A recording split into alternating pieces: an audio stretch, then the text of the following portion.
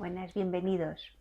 Hoy tenemos preparado un vídeo un poco especial porque quiero hablar, es una presentación de un trabajo que he hecho, que quiero presentar en otros foros, sobre los centauros en astrología. Y bueno, es muy interesante porque los centauros son llaves, ¿no?, que nos pueden abrir para trascender de alguna manera nuestros instintos más animales o los instintos más básicos y trascender de la materia hacia la luz, ¿no? Creo que son momentos importantes, ¿no? Y la astrología nos está dando claves como para poder trabajarlos. Entonces, bueno, veréis que ahora vamos a pasar al modo presentación. Y la presentación la he dividido en tres estirpes, ¿no? tres orígenes de los centauros. Uno es la estirpe del abuso, ¿no?, que son las más ancestrales, ¿no?, y las que vienen es el karma colectivo de los países y de las razas. Luego tenemos el de la naturaleza, que son transgeneracionales, y luego tenemos la estirpe divina, que aquí está el centauro que todos conocemos como Quirón. Iremos recorriendo cada una de estas estirpes y todos los objetos, algunos son asteroides, algunos son planetas, ¿no? Veremos que el padre de la estirpe salvaje es Sixio, que es un planetoide, y en cada uno de los apartados vamos a ver su astronomía, su mitología, su interpretación mitológica, su interpretación astrogenealógica, y después veremos ejemplos interesantísimos. Así que bueno, espero que os guste y vamos a empezar. Esta es una presentación sobre los centauros en astrología y su implicación en la astrogenealogía. Veremos a lo largo de ella, vamos a ver cómo influyen en la evolución colectiva y son llaves, verdaderas llaves de transformación. Así que vamos a empezar. Bueno, como introducción vamos a ver lo que son los centauros, tanto en astronomía como en algún punto más. Y para ello, comentaros que son objetos duales, que son mitad hombre, que tiene una parte racional y consciente, y otra mitad que es animal o bestia, y tiene la parte instintiva. Astronómicamente se les llama centauros, están catalogados como centauros, porque tienen una doble naturaleza, que por un lado son asteroides, porque tienen roca, piedra, materia, y por otro lado son cometas, que al tener hielo se funden y crea un halo, un coma. Es la materia que se vuelve luz, y me gusta esta analogía porque vamos a ver que es parte de sus características, cómo pueden transformar la materia en luz. Tienen una naturaleza errática, sus órbitas son bastante imprevistas y eso nos trae sucesos extraños, erráticos en nuestra vida, cosas que no esperamos. Están entre las órbitas de Saturno, que es la parte más material, y lo transgeneracional, como Urano, Neptuno y Plutón. Por eso podemos decir que son partes de temas transgeneracionales o incluso colectivos que hay que transmutar, que hay que convertir la materia en luz. Aquí vemos lo que son sus símbolos y veis que tienen todas formas de llave. Por eso hemos empezado el vídeo con una apertura de llave, porque nos están trayendo, abriendo espacios de nuestra psique que han estado cerrados.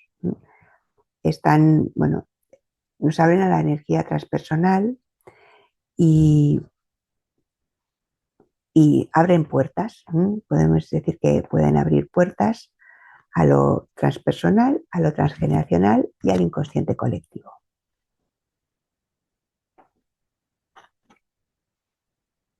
En esta transparencia, lo que os traigo y quiero mostraros son 3 diferentes estirpes que son las que vamos a desarrollar, porque tienen diferentes padres o genealogías. La primera que vemos aquí es la estirpe divina. Son ciclos los más cortos que pueden transmutarse en la vida propia, si vivimos, bueno, realmente vivimos estos años, y son hijos de dioses. Quirón es hijo de Saturno, del tiempo, y es inmortal. Y Chariclo es su compañera alquímica, y es hija de Apolo. Se convierte en centaura por amor y por amor a Quirón. Tienen una naturaleza mucho más trabajada, entonces están más cerca de los dioses que de los animales. La segunda estirpe que vamos a ver es la naturaleza, la que tiene más que ver con la naturaleza. Está representada por Folos, que sus padres eran un sátiro muy ligado a Dionisio, Sileno, y de una ninfa. Y está muy relacionado con las festividades, las celebraciones, el vino. No son malos, ¿no? Sino es una especie muy hospitalaria, muy juerguista, que le gusta complacer. Y esa precisamente es su gran sombra, que meten la pata, abren la tinaja, hablaremos del arquetipo de la tinaja, que abren la tinaja antes de tiempo y desencadenan una gran hecatombe. Y por último, tenemos la naturaleza, los que tienen que ver la estirpe más salvaje, la que es más kármica, que tiene que ver con el abuso. Entonces, el primero no es un centauro exactamente, es Ixion, que es el padre de los centauros, es un planetoide muy cerca de Plutón y que es muy transneptuniano, y sus características son la falta de límites, la arrogancia, es la raíz de la sombra. Veremos que es el que genera el karma que después tendrán que heredar sus descendientes y transmutar. Sus descendientes son Nessus, que vamos a hablar, tiene muchos, pero hemos traído solamente a Nessus, que es también el más conocido, que es el que hereda el papel del perpetrador del abuso, que viaja de generación en generación. Es la parte más animal, más perversa de Ixion. Y luego también hablaremos de Asbolo, que es el visionario. La madre de estos centauros es Nébele, que es una nube, es una ilusión, es intangible, y Asbolo hereda sus cualidades, tiene la capacidad de ver más allá de lo invisible, es el visionario, es el chamán. Es un poco cenizo, se queda chamuscado porque el problema es que ve cosas, pero es un augur, pero no le escuchan. Así que vamos a empezar. Empezamos con la parte más ancestral.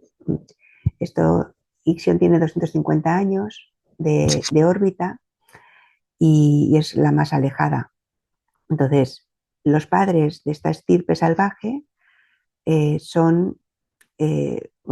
el abuso y la ilusión. ¿Por qué? Porque los padres son Ixion, que veremos que es un hombre sin límites, y además para entender a Nessus tenemos que conocer al padre, que es el arquetipo que nos reconoce las fronteras morales. Y después Néfele, que la hablaremos a continuación, es una nube, es la ninfa de una nube, de una ilusión, que sería su madre y tiene mucha relación con lo que vamos a contar. Así que empezamos con Ixion.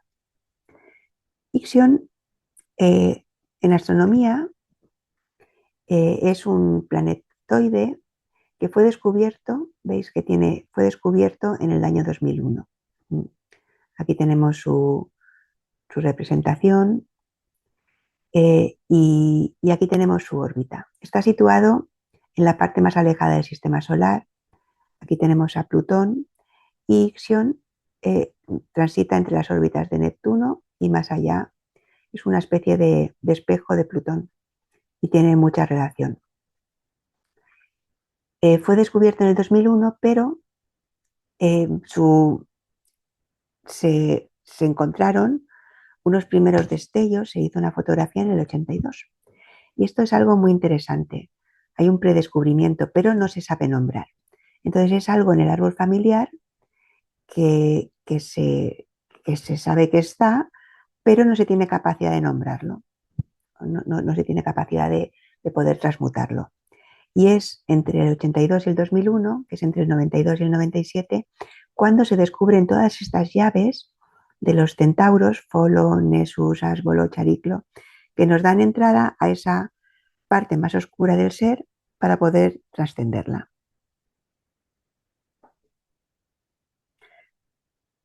Así que vamos a la mitología. La mitología es, Ixión es el rey de los lápitas, tiene un carácter bastante arrogante, se cree por encima de la ley y bueno, se casa y a su suegro cuando le pide la dote no quiere pagarla y la asesina. Es el primer asesino, el primer asesinato. Y bueno, pues Zeus, que de alguna manera le cae bien, no sabemos por qué, decide darle una segunda oportunidad y le invita al Olimpo para redimirse. Allí Ixión sigue haciendo de las suyas, sigue siendo bastante insolente y bueno, traiciona la hospitalidad del Olimpo e intenta violar a Hera, a la mujer de Zeus, para sentirse más poderoso. Entonces, bueno, Zeus se da cuenta y le pone una trampa. Crea una ninfa, Nefele, que tiene forma es una nube, y le da la forma de Hera, pero es un vacío, es una ilusión. Y en su lujuria Ixión la toma y de ahí nacen los centauros. Es una madre que es la ilusión, es el vacío, y el padre que es un abusador sin límites. Y bueno, por supuesto, Zeus le pone un castigo, le encadena al Cáucaso en una rueda de fuego, que es como la rueda del karma, para que esté ahí eternamente. Y es el inicio de ese karma colectivo, de ese pecado original. Fijaros, bueno, aquí os traigo, por un lado, esta Ixión con Nefele en la toma, y aquí tenemos el castigo, que sería Ixión en la rueda del karma. Pero bueno, es la raíz de la impunidad, es el comportamiento de quien se siente por encima de la ley. Y las claves, bueno, son la ingratitud, la falta de remordimiento, la arrogancia, creer que no habrá consecuencias. Es una ruptura con el contrato social y con las leyes de hospitalidad, porque abusa de la hospitalidad del Olimpo y de hecho, bueno, mm, eh, creo que hay muchos líderes actuales que tienen esta Ixión bien potente. Al principio pensé en traer estos líderes y también de países, no, pero al final eh, preferí poner a otros también muy interesantes, pero podéis estudiar a este Ixión en países, en líderes y veréis cómo hay correlaciones muy interesantes con el karma, con la repetición y con esos abusos o perpetraciones que se repiten de víctima a torturador y lo contrario. El karma es la herencia. Al final son en el linaje, tiene que repetir, ¿no? Los ciclos hasta que no haya una integridad. El carácter de Ixión pues es ingrato, arrogante, es un poco psicópata y trae la naturaleza de lo bestial, ¿no? De lo que no tiene límites y produce el principio del karma. La forma de trascenderlo es por la humildad, entrando en la humildad y aceptar que se está en un sistema mucho mayor, salir del ego, salir del egoísmo y pasar de yo hago lo que quiero a yo soy parte de nosotros.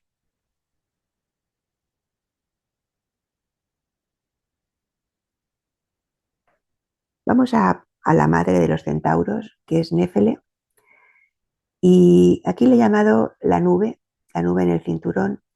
Es un, es un asteroide, pero está ya mucho más cercano. Está en el cinturón de asteroides entre Marte, ¿veis? Y Júpiter. Y se descubre en 1897, se descubre bastante al estar cerca de Marte, se le cataloga bastante antes, es bastante grande y, bueno, representa un poco los espejismos. Si Ixion eh, quiere poseer a la reina de los dioses, pero en realidad está abrazando el vacío.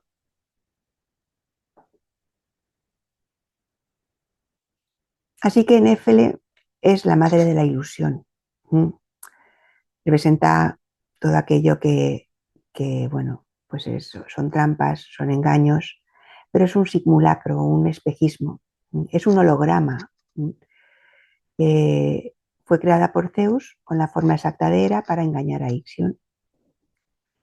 Y fijaros que aquí el símbolo es muy interesante porque el símbolo es como la Venus, pero en espejo.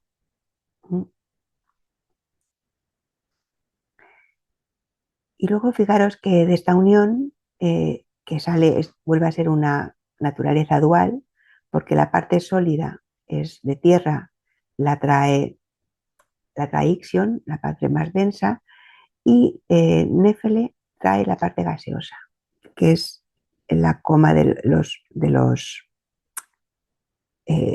cometas, ¿no?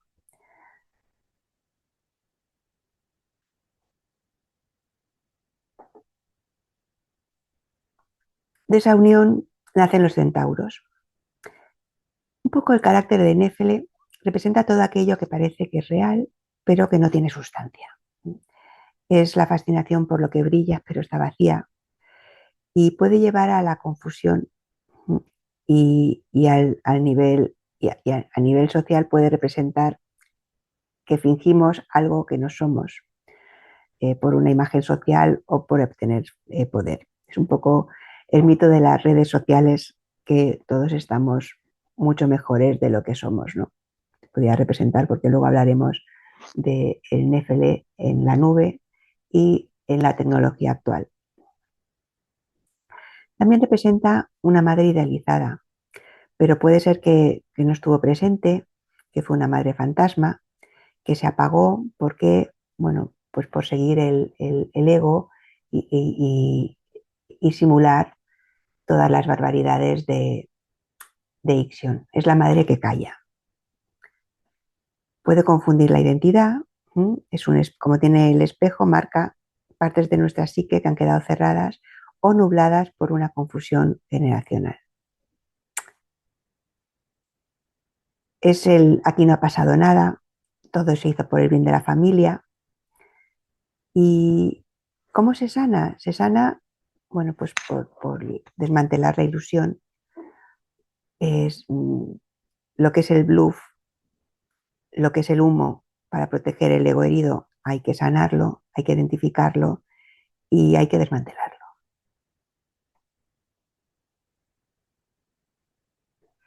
Os he traído dos ejemplos que son precursores tecnológicos, ¿no? Y son Steve Jobs y Bill Gates, que tienen a estos padres de los centauros modernos, que son mitad humanos, mitad nube de datos, ¿no? Eh, en, en sus cartas, que es súper interesante. El primero es Steve Jobs.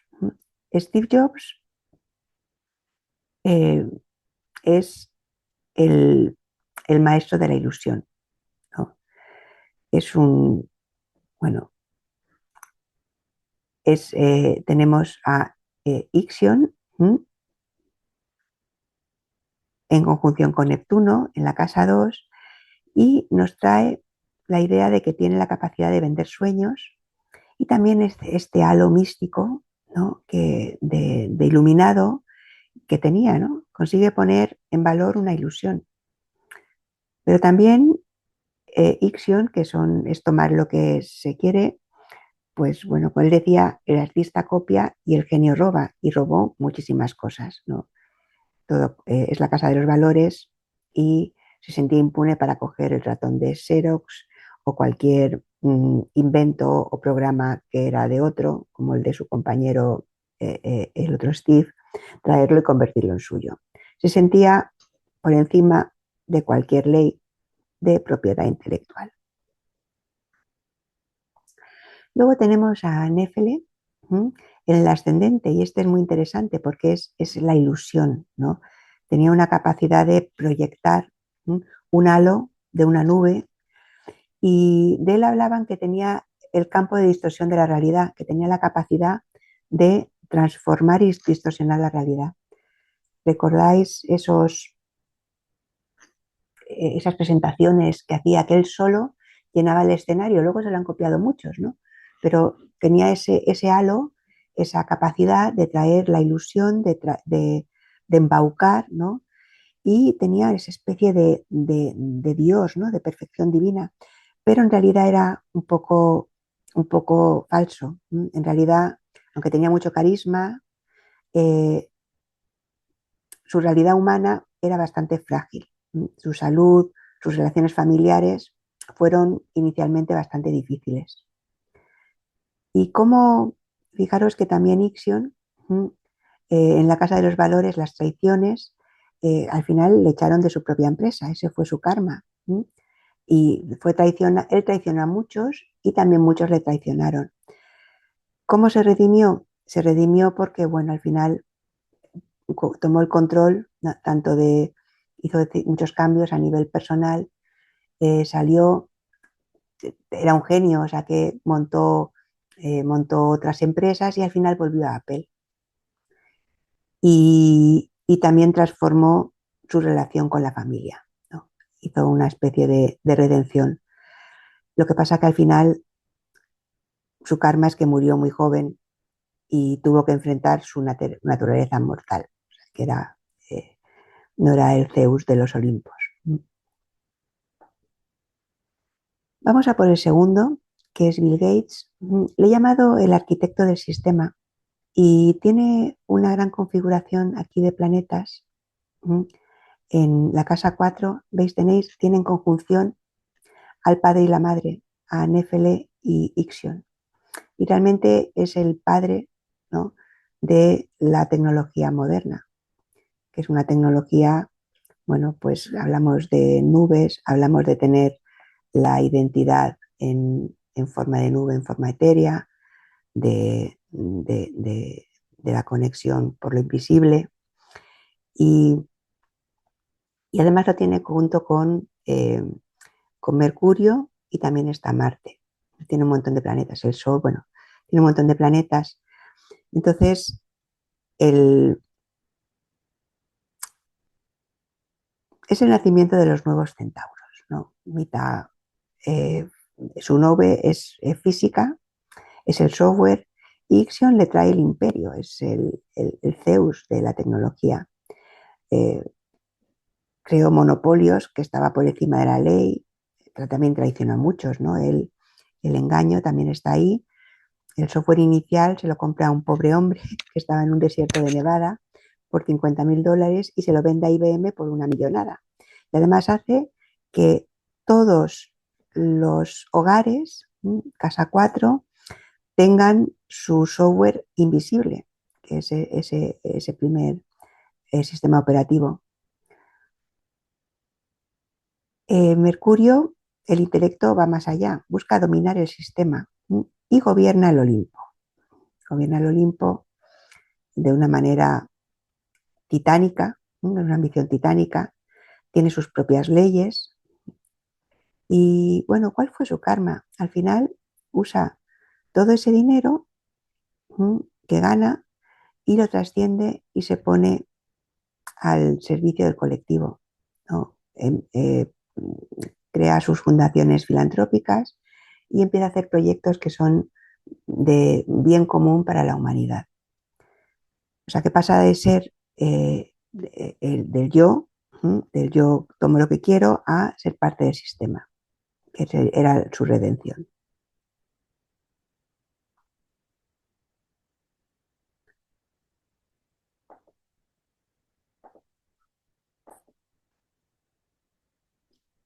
Vamos a hablar ahora de los hijos de Ixion y Néfele, que estos sí que son centauros. Entonces, uno representa, Nessus representaría la energía del padre con la perpetración, con el abuso, con la traición, y Asbolo representaría a la madre con su capacidad visionaria y de ver lo invisible. Empezamos con Asbolo, que veis es un cuerpo muy oscuro, es muy duro, muy negro. Se descubre en el año 93 y tiene una órbita muy curiosa. Veis que tiene una órbita, si este es Saturno, pasa de Saturno y llega casi a Plutón. Yo creo que está muy relacionado con Plutón. Es la categoría de los centauros. El primer centauro que se descubre, como os comentaba antes, es Quirón, y establece esta categoría dual, hombre, hombre caballo, asteroide cometa. Es pequeñito, pero tiene una influencia muy fuerte en su órbita, porque veis que es bastante errática. Vamos a hablar de su mitología. Y bueno, es el abuso, es el perpetrador, el que lo que pasa que en lugar de tomar como su padre, que toma las cosas, ¿no? Por ego, por arrogancia, por poder, él lo hace por instinto. Es visceral, es por deseo y por sexualidad. Es un depredador sexual. Y es la llave que nos conecta con Plutón porque nos permite ver las dinámicas de poder más oscuras. Así que es una energía colectiva y transgeneracional. Nos muestra dónde hemos sido abusadores o dónde hemos sido víctimas. Bueno, él se ofrece como barquero para llevar a las personas entre el río porque es bastante grande. Y entonces Deyanira es la mujer de Hércules, y cuando la va llevando es la víctima. Perdonad, es la víctima, y cuando la lleva la intenta violar. Es como el padre que intenta violar a Hera, que es la mujer de Zeus, y aquí intenta violar a la mujer del héroe. Entonces, aquí está Hércules representado matando, él lo mata, decide matar, cuando lo ve le ofende y mata al centauro Nessus con el veneno de la hidra. Entonces, justo no muere inmediatamente, pero le da tiempo a decirle a Nessus, le dice a Deyanira: toma mi sangre y mi semen y lo guardas porque es una pócima de amor. Y cuando Hércules te vaya a ser infiel, se la pones y te será fiel. Entonces, bueno, años después, cuando Hércules aparece con una nueva amante, Deyanira, con celos, se acuerda de la pócima, rocía la túnica de Hércules, ¿no? Que tiene el veneno de la hidra, y cuando Hércules se la pone, se muere abrasado por ese veneno. Entonces, es el efecto retardado. Fijaros que es el perpetrador que engaña incluso después de muerto. Veremos después un ejemplo muy interesante con respecto a este matar después de muerto, pero es el veneno que se pasa de generación a generación.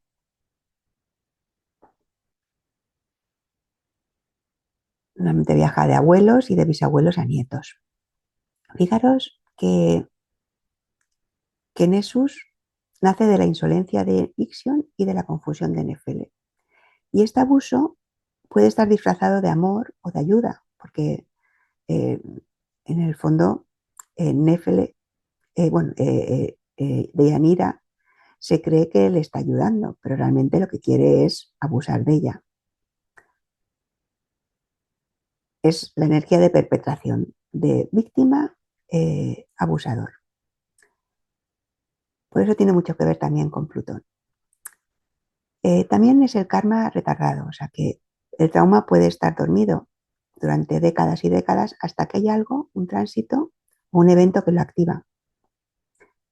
Y luego nos obliga a traer el límite es la llave que nos obliga a mirar las dinámicas más oscuras. Aquí su sanación es por medio de la integridad, ¿no? Por medio del autocontrol, el autodominio, el poder trascender esas energías tan oscuras y gestionarlas de la manera más adecuada. Vamos a ver dos ejemplos muy interesantes. El primero que os quiero traer es el que está muy actual, que es Jeffrey Epstein, que es tiene su red de, de abuso. Fijaros que es el muerto que mata al vivo, como Hércules que acaba muriendo por años después de que muriera y Epstein, que está muerto ahora, está generando todo tipo de muertes sociales con mucha gente influyente. Vamos a ver a la carta y vemos que Nessus, veis aquí, está en conjunción con Júpiter en Tauro en casa 4. Está en las raíces, ¿no? Y nos marca que el patrón del abuso está en el hogar, pero está con Júpiter de manera masiva, utiliza el dinero y los recursos de Tauro y bueno, pues está en su base, seguramente en su base familiar también podemos encontrar temas que le hayan incitado a generar esta red de abusos. Luego tenemos aquí en la casa 1, fijaros que está Quirón, está Mercurio, pero tenemos a Deyanira, el Sol, Folus y el nodo norte. Pero bueno, vamos a hablar de esas Deyaniras, que son esas sus lolitas, que él lo cubre con una máscara de vulnerabilidad. Es el barquero que les promete una vida mejor, pero en el fondo las está llevando al abuso.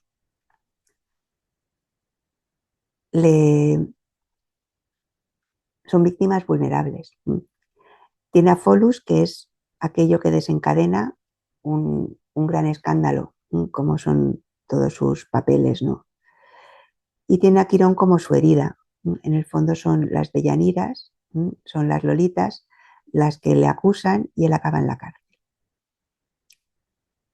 Luego también es interesante ver aquí a Ixion. ¿Veis? A Ixion lo tiene junto a Neptuno y Saturno casi en el medio cielo. Y se sentía intocable. Está en la casa de la justicia y él se sentía que estaba por encima de cualquier del bien y del mal, ¿no?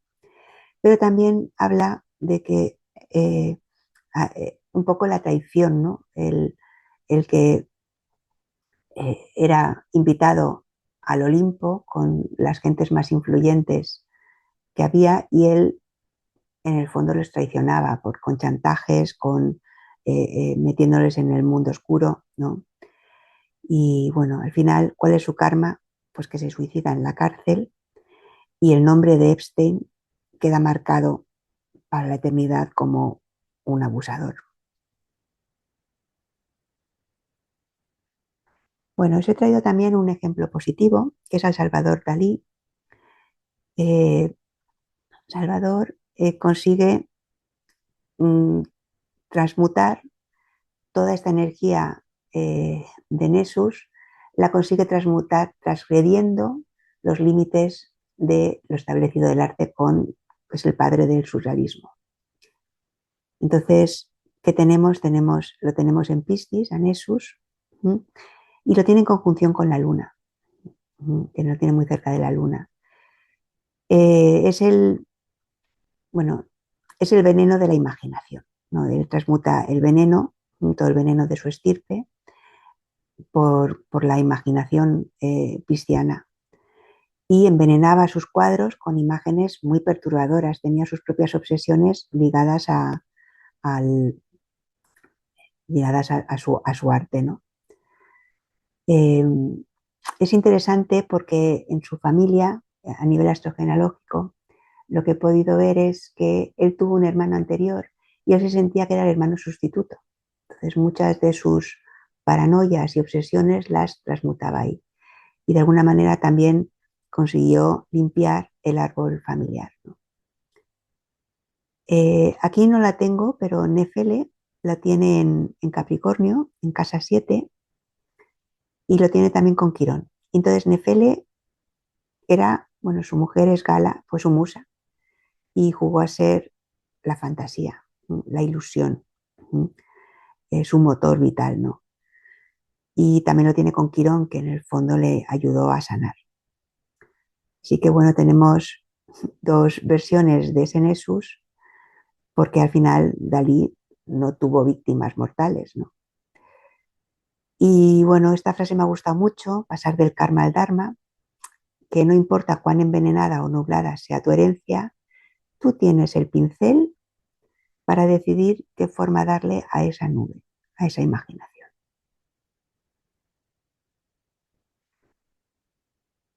Aquí os he traído un comparativo, ¿no? De los dos. Jeffrey es el depredador que se cree por encima de la ley, ¿no? Que usa a las élites para explotar, y Salvador Dalí pues lo utilizó con genialidad para romper límites estéticos. También se creía un dios. eh, Tenía un ego bastante fuerte, pero lo canalizó de una manera adecuada. Bueno, la nube, la imagen, Jeffrey Epstein parecía que era filantrópico, ¿no? Y usaba la caridad para ocultar el horror, y Dalí usó el surrealismo. Los venenos, bueno, pues el abuso usaba el chantaje, el ultraje sexual, y el otro sublimó sus pulsiones en el arte. Al final, uno acabó quedando en la historia como un infame, y el otro es inmortal. Se redimió a través de la belleza. Me parecen unos ejemplos muy bonitos.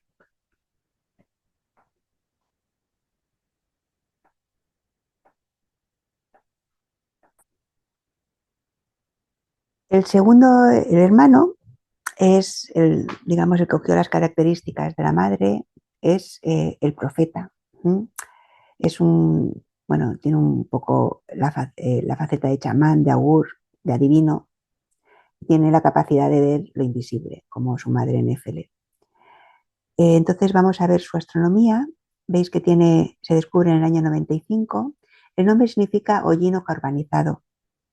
Es la ceniza que queda después del incendio. El diámetro no es muy grande, pero tiene un ciclo de 76 años. Veis que está entre la órbita, bueno, de Júpiter, que es interesante porque tiene la capacidad de ver más allá y de tener la profecía, y llega hasta Neptuno. Cruza Urano y llega hasta Neptuno, que también es muy neptuniano. Fijaros que bueno, este es un concepto artístico, pero es el que se utiliza para describir a Áspolo. Tiene muchos impactos de meteoritos, pero este de aquí es que parece el tercer ojo. Me ha resultado muy sincrónico, ¿no? El tercer ojo de Áspolo, como cometa. Vamos a ver su mitología. Entonces, bueno, es el hijo de Néfele. Él tiene la capacidad de ver el futuro por el vuelo de los pájaros. Significa, bueno, pues es lo que hemos comentado antes, lo que queda después de que algo de que la pasión ha arrasado todo. Entonces es una especie de antena que puede detectar, es un instinto de supervivencia también, pero su problema es que, aunque puede ver, él no se le escucha. Tiene el síndrome de Cassandra, que, que profetiza. Por ejemplo, hay cosas que no se les escucha. Hay dos casos. Uno es en la boda de los lápitas, de unos lápitas. Estos deciden invitar a los centauros para conseguir tener una armonía. Y él profetiza, Asgoro profetiza que va a haber una matanza, que es la centauromaquia, pero no le escuchan. Entonces, en ese momento, cuando llegan, empiezan a beber vino los centauros y pierden el control. Entonces, hay una batalla entre hombres y centauros y acaban muriendo un montón. Y luego también él predijo el desastre que lo vamos a ver después, que se produce cuando Folo destapa el vino sagrado. Entonces enloquecen los centauros y hay una batalla también, se monta un Kirigai, porque está Hércules que empieza a matar centauros con sus flechas. Entonces es el síndrome de Cassandra que profetiza y es ignorado. Y bueno, al final muere quemado con su propia profecía, con las fechas de Hércules, y simboliza ese profeta que muere con su propia profecía.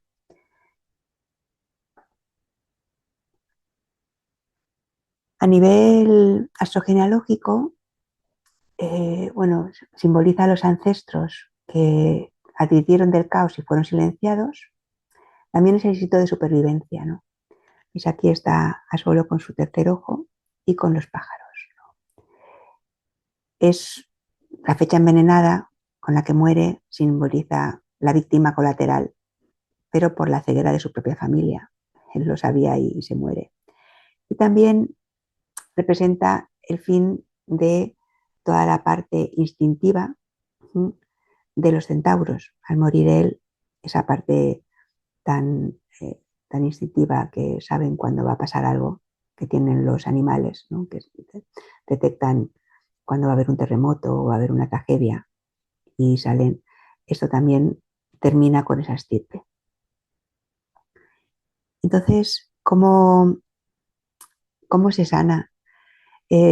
Árbolo normalmente representa en la carta esa parte de la capacidad de ver, pero que no se tiene en cuenta porque se acalla por los cercanos. Entonces, es recuperar esa parte que es validar lo que vemos y confiar en nuestra intuición. Recuperar la visión profética que fue aniquilado por la fuerza bruta del trauma de Hércules. ¿Y qué ejemplo os traigo? Os traigo a un personaje que me encanta, que es Nicolás Tesla. Que Nicolás Tesla fue el que, bueno, él quería, es el profeta del rayo, de la luz, ¿no? Fue coetáneo con Edison y con JP Morgan, ¿no? Entonces estaban en esa batalla que tenía, que era lo que se tenía que implantar para conseguir electricidad, si era la corriente continua o la corriente alterna. Al final, bueno, ganó Edison porque era mucho más rentable junto con el banquero. Y bueno, él fue un profeta iluminado que vio esa energía inalámbrica, ¿no?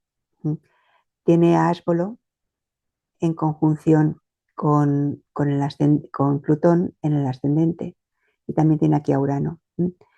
Entonces, él realmente tenía una visión que no tenía alucinaciones, él no diseñaba planos, las veía funcionando las máquinas frente a él y podía llegar eh, a rematar el último tornillo antes de generarlo, ¿no? Por eso aquí he puesto que es el radar llevado al límite de la ingeniería. Tenía una sensibilidad muy fuerte. Eso, este es este Urano también, que su sistema nervioso era como un radar, no tenía, escuchaba el tic-tac de un reloj que estaba 3 habitaciones más allá y cualquier sonido le irritaba, era demasiado sensible para un mundo normal. Luego quería que todo el mundo tuviera esa energía gratuita, era muy idealista, ¿no? En, en, y es un concepto, bueno, pues muy plutoniano de regenerar masivamente, quería todo energía inalámbrica gratuita, pero fue el precursor de la wifi, de la energía alterna, de cosas que van a llegar en el futuro, pero llegó adelantado a su tiempo.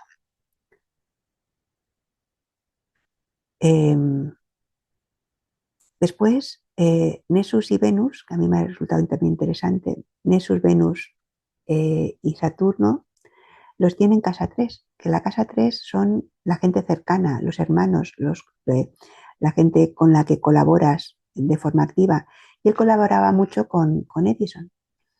Y al final queda traicionado, le traicionan sus hermanos, sus cercanos.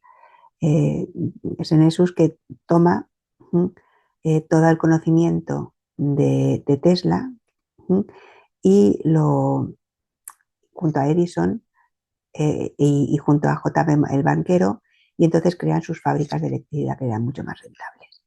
Y el pobre Tesla muere, bueno, queda pobre, termina su vida en un hotel alimentando palomas y de alguna manera entregó la luz, nunca mejor dicho, al mundo, pero terminó carbonizado por un sistema que no quiso integrarlo. Aquí está su hollín.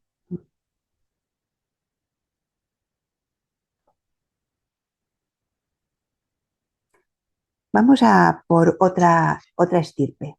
Ahora vamos a la estirpe de la naturaleza, porque está generado por seres de la naturaleza. Sus padres fueron una ninfa de los bosques y un sátiro. Están muy ligados también a Dionisio. No tiene un karma tan fuerte, está más relacionado con elementos naturales, ¿no? Y representa la celebración, el vino, la fiesta.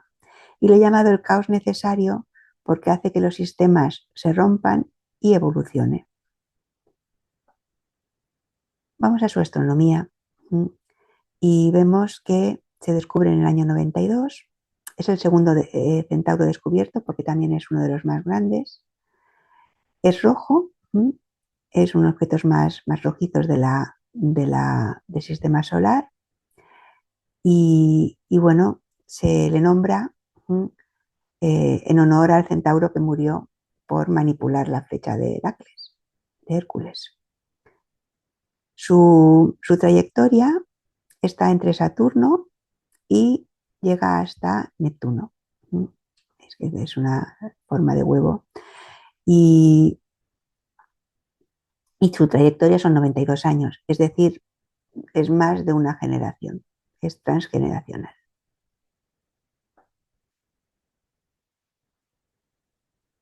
Bueno, representa una naturaleza pues más civilizada, más sabia, más hospitalaria que las anteriores, ¿no? ¿Y cuál es su historia?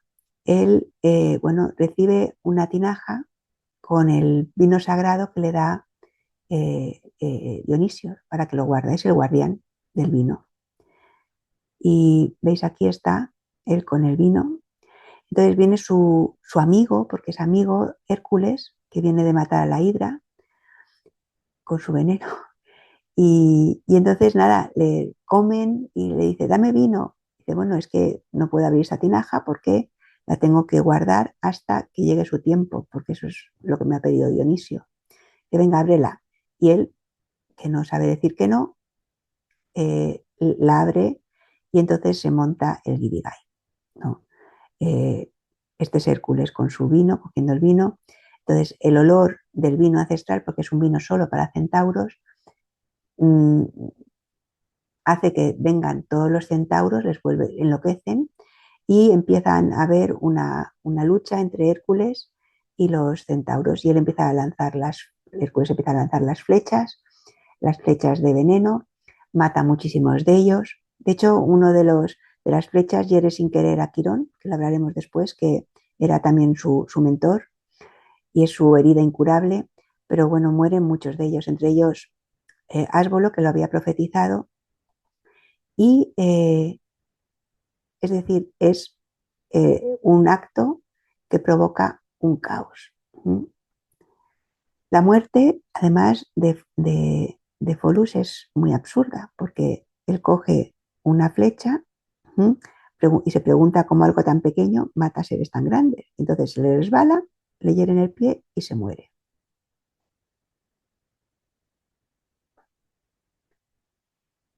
Entonces ves aquí, tenemos a Folus un poco embriagado, ¿no? Con su tinaja, y representa los talentos que han estado guardados durante 3 generaciones y que explotan en la cuarta, o en la segunda y explotan en la tercera. Son secretos o talentos que están escondidos. Entonces se le llama el efecto Folus cuando un acto pequeño o un comentario trivial desata una reacción en cadena en el sistema familiar. Un ejemplo es, por ejemplo, que alguien se hace una prueba de ADN y descubre que no es hijo de sus padres o de sus abuelos. Y entonces se crea un drama familiar. También, y también desencadena acciones siguientes, ¿no? Es la verdad que embriaga, es una información ancestral que se destapa cuando el sistema aún no está preparado y entonces la estructura colapsa. Es el buen tipo que causa un caos, una catástrofe por no saber decir que no, porque no sabe poner límites. Así como Nessus no tiene límites, en este caso Folus no sabe ponerlos, no sabe decir que no. Entonces causa un caos por bondad, por ingenuidad. Eso es lo que representa el trauma por indefensión y ser demasiado buenos.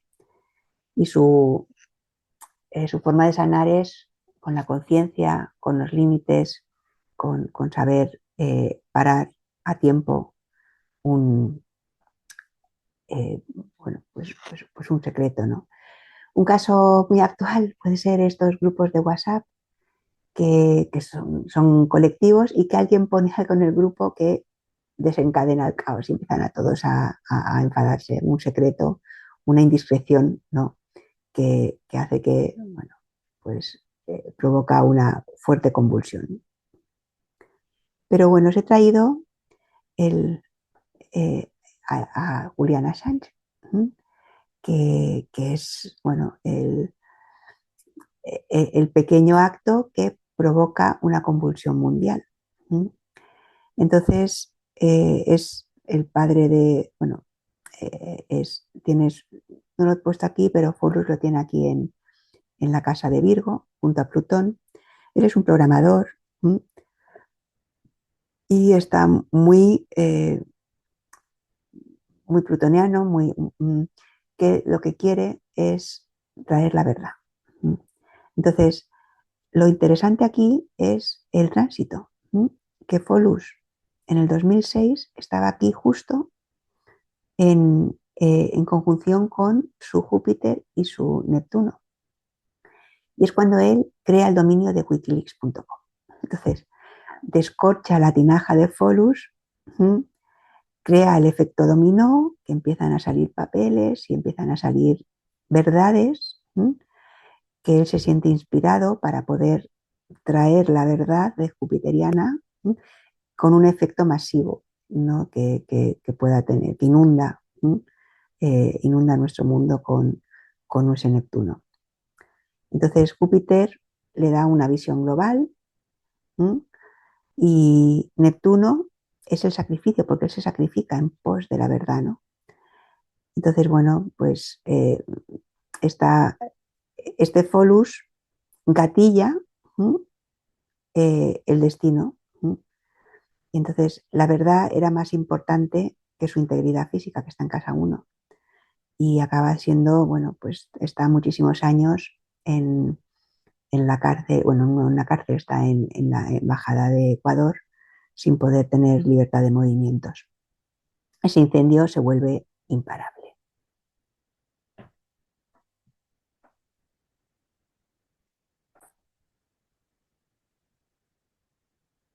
Y por último, vamos a hablar de la estirpe divina, los que vienen son hijos de dioses.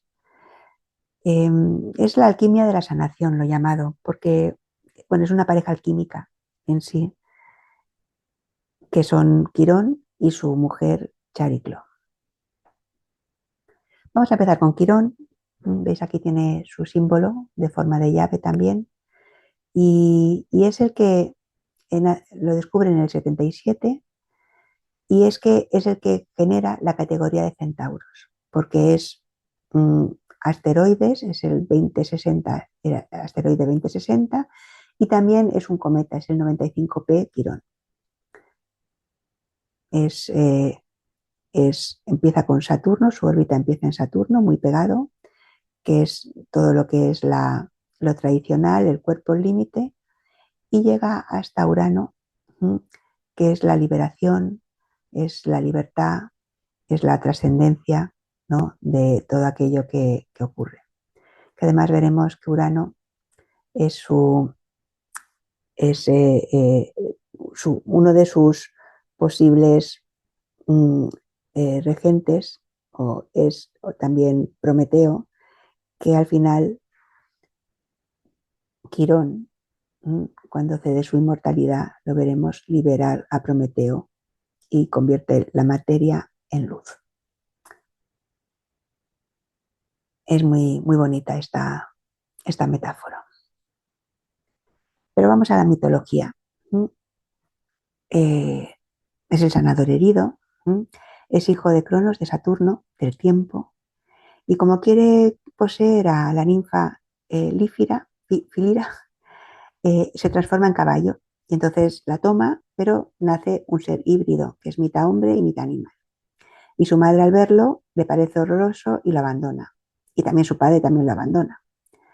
Pero fijaros que en las representaciones griegas, que vemos esta, las patas delanteras son humanas porque está ya más cerca de lo humano y lo divino que de lo animal.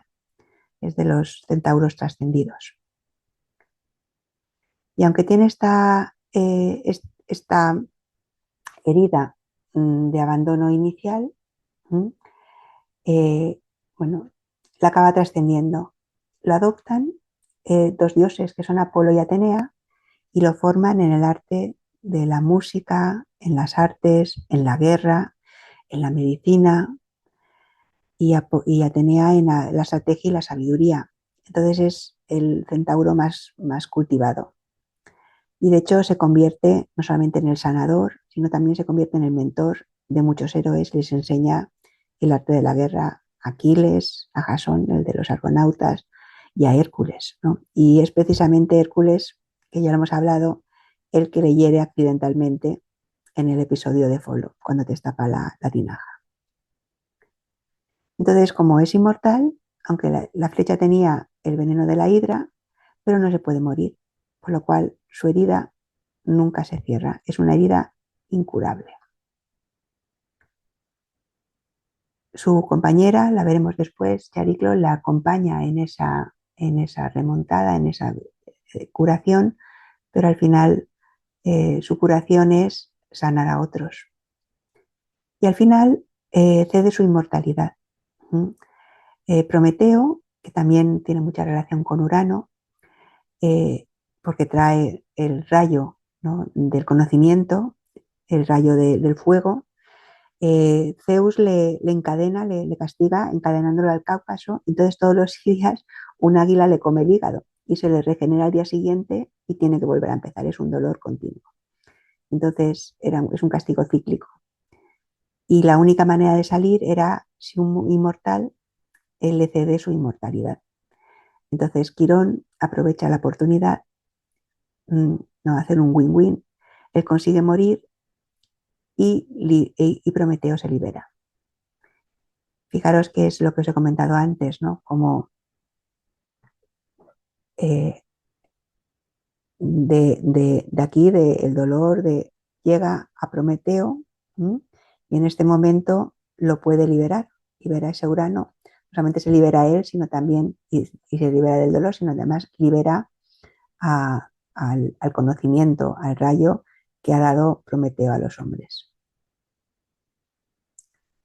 Al final Zeus, bueno, le pone en la constelación del Centauro como premio. Bueno, ¿qué representa? Nuestra genealogía es la medicina del alma, ¿m? Y entonces representa la herida que no debió estar ahí. ¿M? Esa herida inicial que tenemos un poco injusta, sin saber por qué, es una enfermedad, un abandono, la cárcel, cosas sobre las que no tenemos ningún control. Y además pensamos, ¿por qué tenemos esto aquí? ¿No? Pero es la que tenemos, la herida de nacimiento, que en principio nos va a ayudar a tomar conciencia y trascender. Entonces, la herida de Quirón es el lugar por donde entra la luz al linaje. ¿Mm?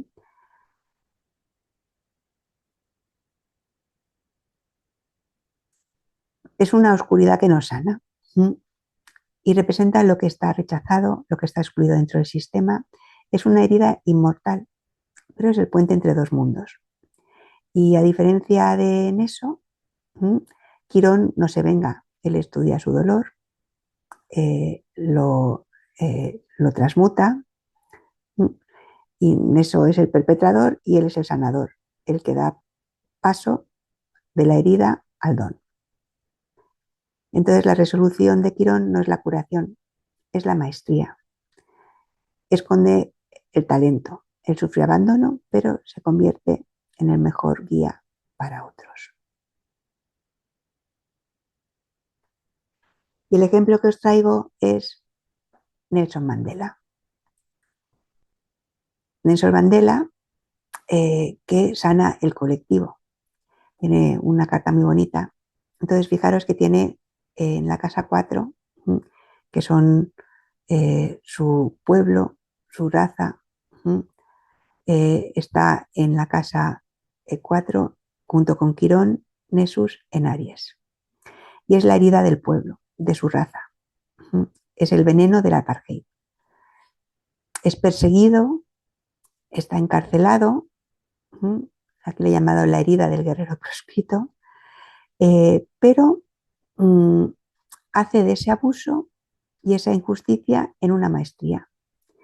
Y en lugar de ser igual que su opresor, él en su prisión de 2 por 2 metros sana esa rabia. Y cuando se libera, fijaros que en el momento de su liberación, aquí os he puesto en verde, tenemos los tránsitos del año 90, que es cuando lo liberan, y es cuando Quirón está sobre su sol en Cáncer, en casa 8. Entonces, bueno, pues cuando sale no busca vivir su vida, sino se pone al servicio del colectivo, ¿no? Y entrega todo ese dolor, ¿sí?, al colectivo, ¿no? Y transforma su país en una fuerte economía, en poder, y eh, pero lo hace por medio del perdón, de la redención, de la transmutación.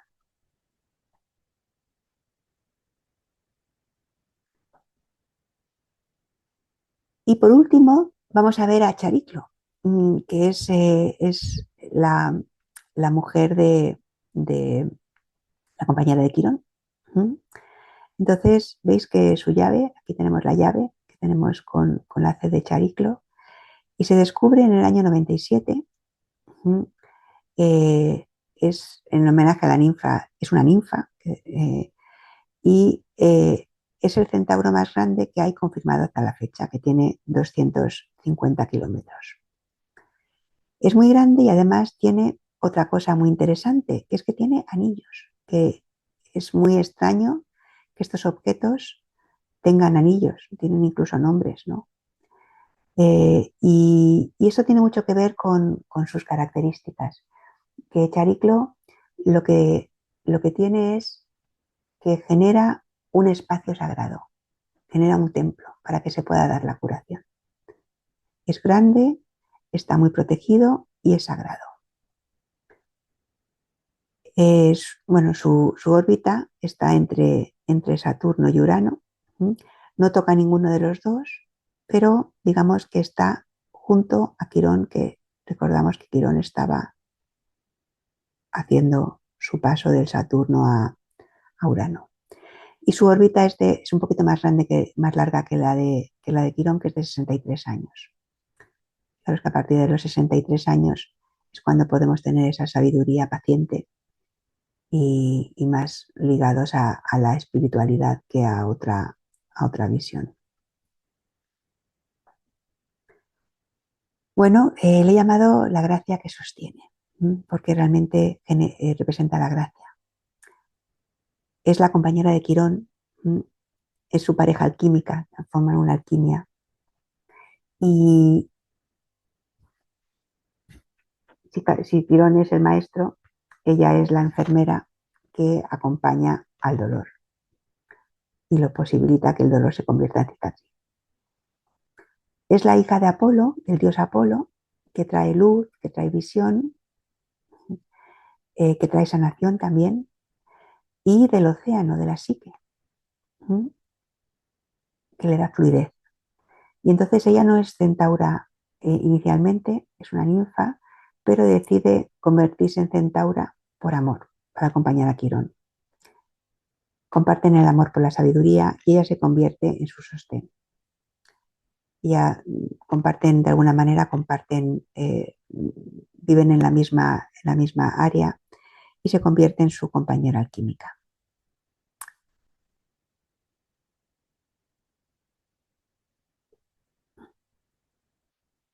La ha llamado la contención sagrada porque simboliza la unión de lo sagrado femenino y lo sagrado masculino en evolución.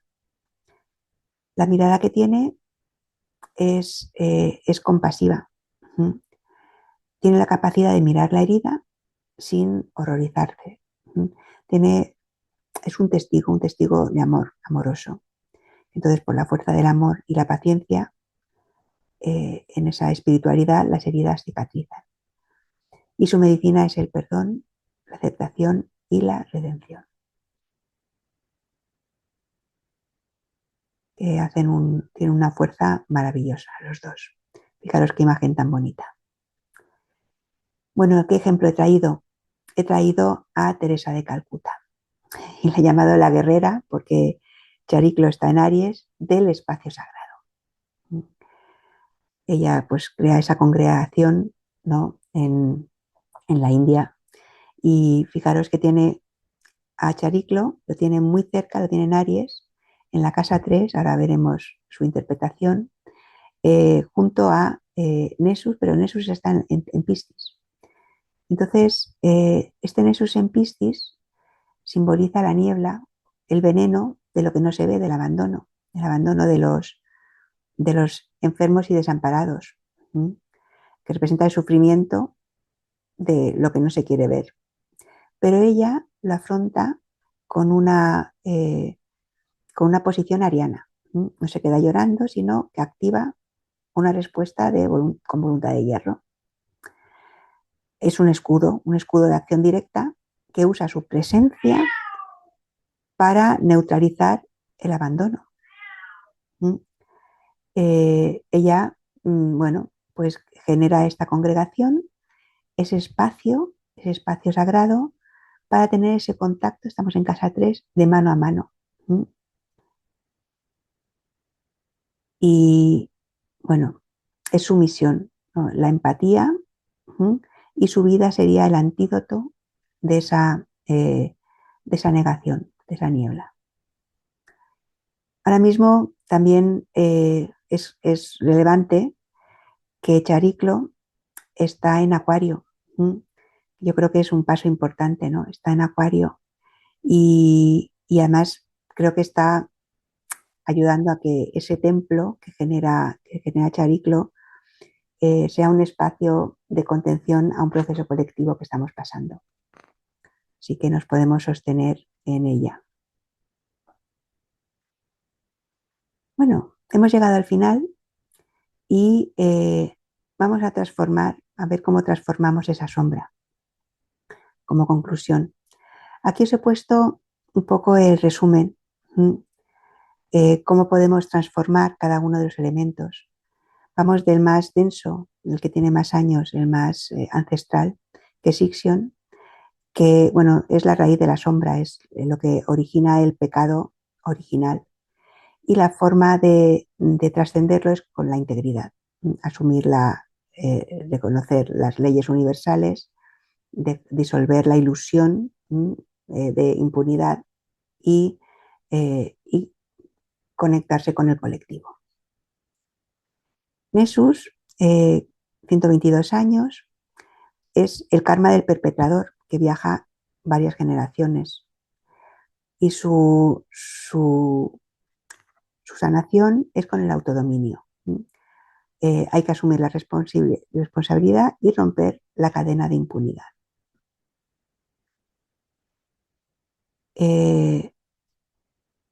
Asbolo, 76 años, es el no escuchado. Es las memorias de peligro, entonces su llave es confiar en la intuición y evitar repetir los dramas. En Folus, nuestro simpático y complaciente centauro, es el 92 años, dos o tres generaciones, y son los secretos que estallan por indiscreción, por complacencia, por descuidos. Entonces, bueno, su sanación es la conciencia y saber manejar esa verdad ancestral con responsabilidad, con sentido de lo sagrado y con límite. Chariclo, que es la compasión y los límites sagrados, es la presencia, el amor, la gracia, sostener el dolor sin juicio hasta que esa herida cicatrice. Y Quirón, que es el sanador herido, es la herida personal y la maestría, ¿no? Su sanación es la alquimia, el convertir el dolor en don. Así que, bueno, para terminar, solo quiero traeros una frase que me ha gustado mucho como colofón, que es: los centauros son llaves. No están en nuestra carta para recordarnos lo que está roto, sino para mostrarnos el puente hacia lo que puede ser sanado. Al nombrar al ancestro, al mirar el secreto, al honrar la herida, dejamos de ser repetidores para convertirnos en creadores. Y cuando un miembro del árbol sana, todo el linaje respira. Espero que lo hayáis disfrutado. Ha sido un poco largo porque tenía que tener unos 50 minutos esta presentación. Y bueno, creo que he traído información interesantísima que nos pueden servir para entender y para buscar estos arquetipos dentro de nuestra carta. Aquí abajo en la descripción os dejo cuáles son los objetos para que los podáis buscar en astro.com por ejemplo, y podáis ver dónde caen en vuestra carta natal. Os mandamos un abrazo.